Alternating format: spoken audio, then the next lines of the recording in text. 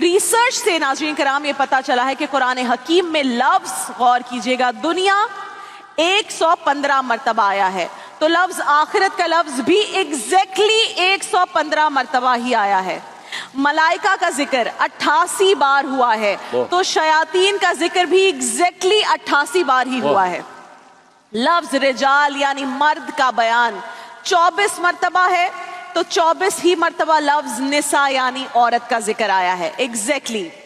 حیات یعنی زندگی، اس کا ذکر 145 مرتبہ ہے، تو موت کا ذکر بھی ایگزیکٹلی 145 مرتبہ ہے۔ نفع، پروفٹ، ذکر کتنی دفعہ آیا ہے؟ 50 مرتبہ، تو خسارے کا ذکر بھی 50 مرتبہ ہے۔ ابلیس کا نام 11 مرتبہ آیا ہے، تو ابلیس سے پناہ مانگنے کا ذکر بھی ایگزیکٹلی 11 مرتبہ آیا ہے۔ مصیبت کا لفظ 75 مرتبہ آیا ہے، تو شکر کا لفظ بھی 75 مرتبہ آیا ہے۔ سختی کا ذکر 114 مرتبہ آیا ہے، تو برداشت کا ذکر بھی 114 مرتبہ ہی آیا ہے۔ گمراہوں کا ذکر 17 مرتبہ ہے، تو مردوں کا ذکر بھی 17 مرتبہ ہے۔ نیکی کا ذکر 20 بار ہے، تو ثواب کا ذکر بھی 20 بار ہے۔ جہنم کا ذکر 26 بار ہے، تو سزا کا ذکر بھی 26 بار ہے۔ جادو کا ذکر 60 مرتبہ ہے، تو فتنے کی اصطلاح بھی 60 مرتبہ استعمال ہوئی ہے۔ لفظ کفر 25 مرتبہ آیا ہے، تو لفظ ایمان بھی 25 ہی بار آیا ہے۔ لفظ صوم یعنی روزہ، جس کی حالت میں ہم ہیں اس وقت، 14 بار یہ لفظ آیا ہے، تو صبر بھی 14 ہی بار آیا ہے۔ زکوٰۃ کا ذکر 32 مرتبہ آیا ہے، تو برکت کا ذکر بھی 32 مرتبہ آیا ہے۔ اور صرف یہی نہیں ناظرین کرام، یہ بیسک ہے، ابھی آگے بڑھیے۔ کئی اور ریاضیاتی حقائق ایسے ہیں جنہوں نے ماہرین ریاضیات کو حیرت میں ڈال کر رکھ دیا ہے۔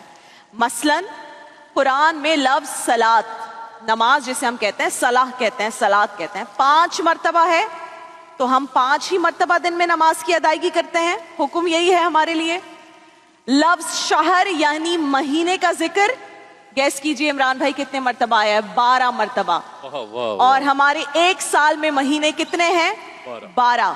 لفظ یوم یعنی دن کی اصطلاح 365 ٹائمز یوز ہوئی ہے، اور ایک سال میں دنوں کی تعداد بھی 365 ہے، 365 ہے۔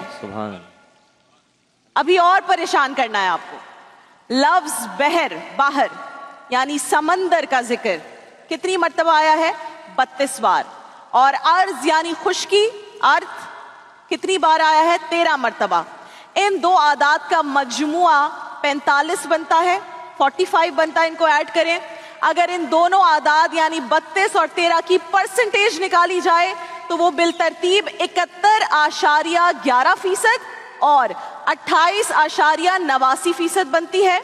اور جدید سائنس کی روح سے زمین کا 71.11% رقبہ پانی ہے، اور 28.89% رقبہ ایگزیکٹلی خشکی ہے، جو ورڈ اور نیومیرکس یوز ہوئے ہیں۔